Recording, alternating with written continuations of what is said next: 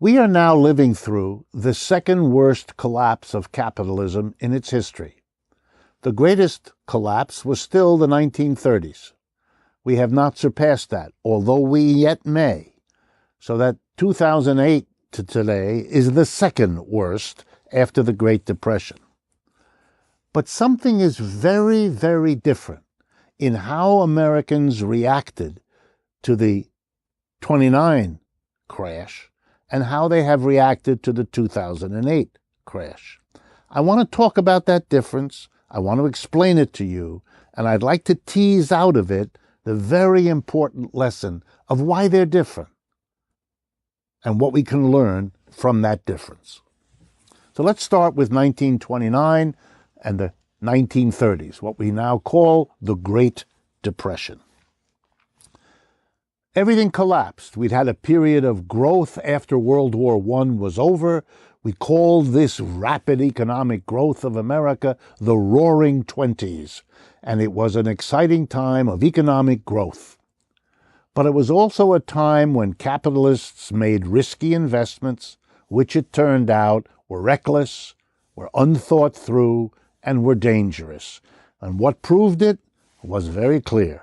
It was the collapse in 1929 when the economic growth came to a dead stop and reversed itself into becoming economic decline.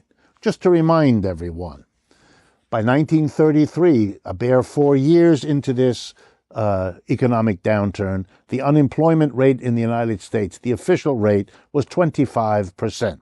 1 out of 4 workers was without a job.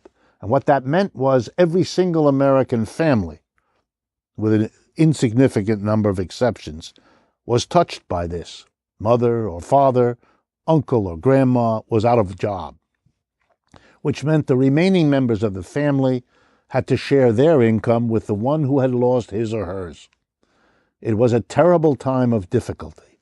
It was a time that we remember if we read books like Of Mice and Men and other staggering studies, The Grapes of Wrath, many come to mind, that describe what America was like in the Great Depression. But now let's talk about the reaction of the American people to the suffering, to the unemployment, to the loss of income, and so on. Americans reacted at first with surprise and shock, not so hard to understand, but very quickly the surprise and the shock turned to anger and to action.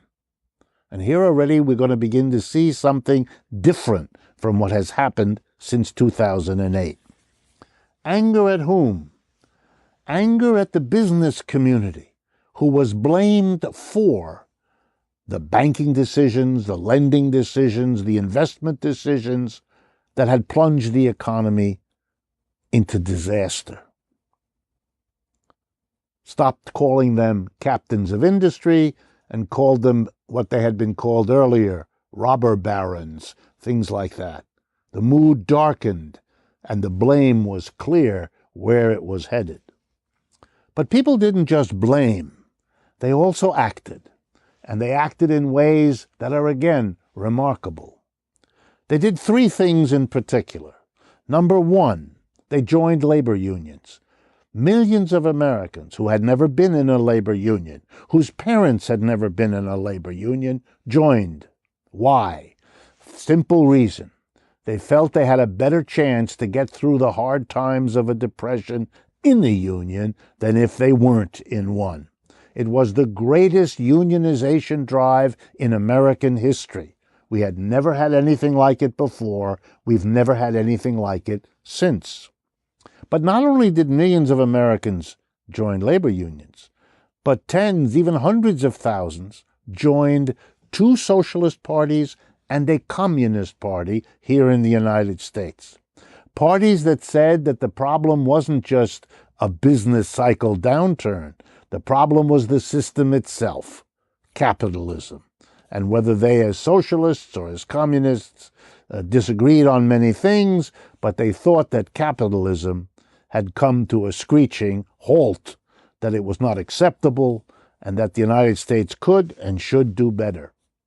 Again remarkable was the cooperation between the communists, the socialists, and the labor unions, to organize people into unions and to demand that the government of the United States help the masses of people in a dramatic way at a time when the government had no money.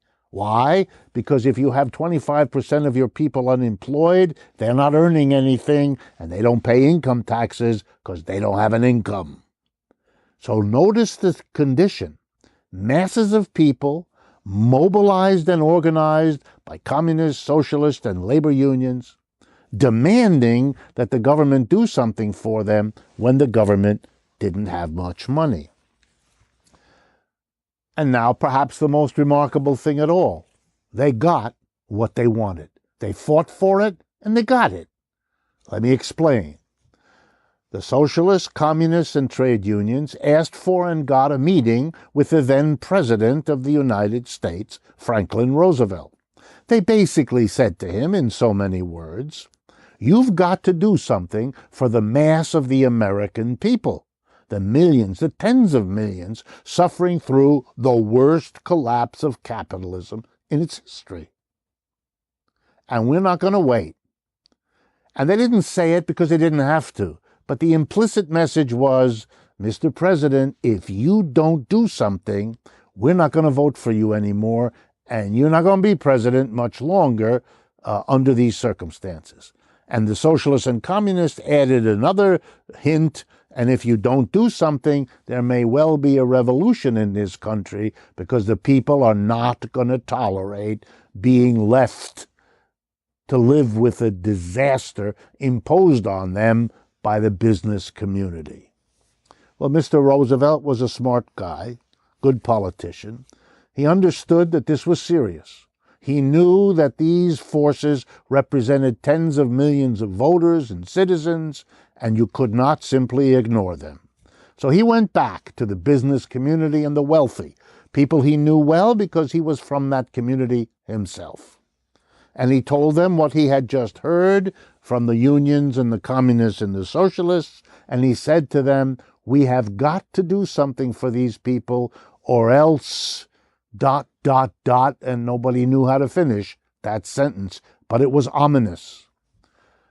Roosevelt persuaded, let's say, half of the people he spoke to, businessmen and women, wealthy folks, not the other half who were never convinced.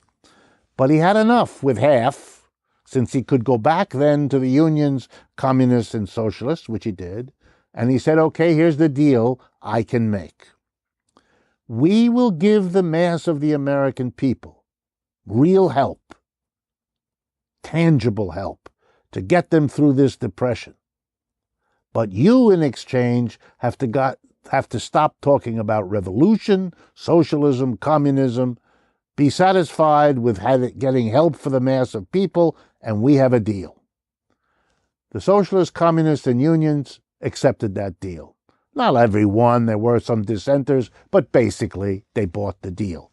And Roosevelt was good to his word. In the few years, starting 1933, the next few years, here's what he did, just to remind you all. Number one, he created the Social Security system, something most of you take for granted. We had never had a Social Security system. We'd never had a government program that said when you reach age 65, we're going to give you a check every month for the rest of your life, however long that is. Social Security was a spectacular help to all Americans, not just the old who got the money, but all of their children, the young and the middle-aged, who suddenly had the government helping them rather than leaving the full responsibility for their elderly parents on their shoulders during a time of depression when they couldn't possibly carry that burden. They had a hard enough time taking care of themselves. No sooner had he created Social Security than he created the unemployment program. We had never done that in America before either. You get unemployed through no fault of your own, the government's going to give you a check every week for a year or two to see you through, to help you get along while you're looking for another job. And remember, this was at a time when there were tens of millions of unemployed people. The third thing he did was to create, for the first time in American history, a minimum wage to make sure that if you had a job, you couldn't be paid poverty-level wages. And the final thing, the government employment program. Between 1934 and 1941, Roosevelt hired, the government of the United States hired and paid 15 million unemployed people who stopped being unemployed because they had that job, who built the national parks many of us now enjoy, who reclaimed land for ecological reasons for the first time in our history, who, because they earned income, were able to maintain their mortgage payments and stay in their homes. Roosevelt did for the mass of people more than had been asked of him.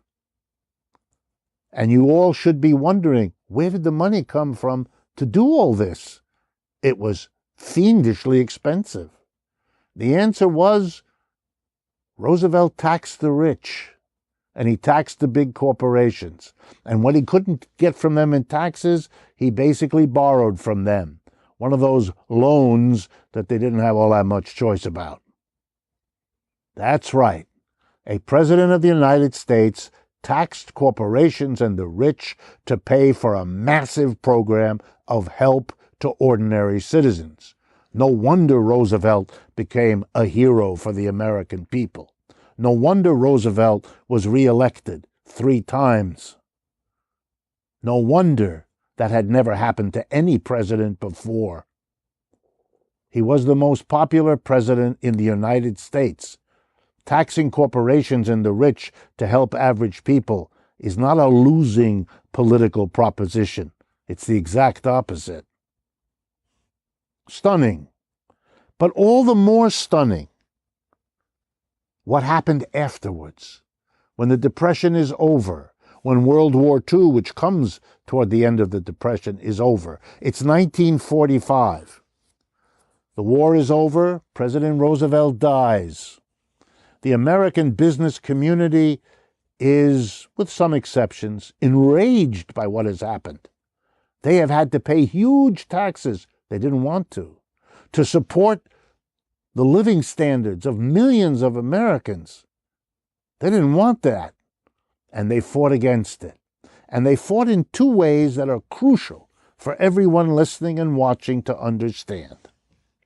The first thing the business community did, very smart, was to say to the American people, you know, the security you now feel, the job you now have, the income you now earn, isn't it wonderful that capitalism can produce such a middle class as we now have in America?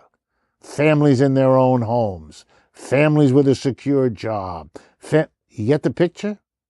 The genius here was to turn something won by the struggle of unionists, socialists, and communists from the business community, to turn it instead into some gift that the business community had given to the working class.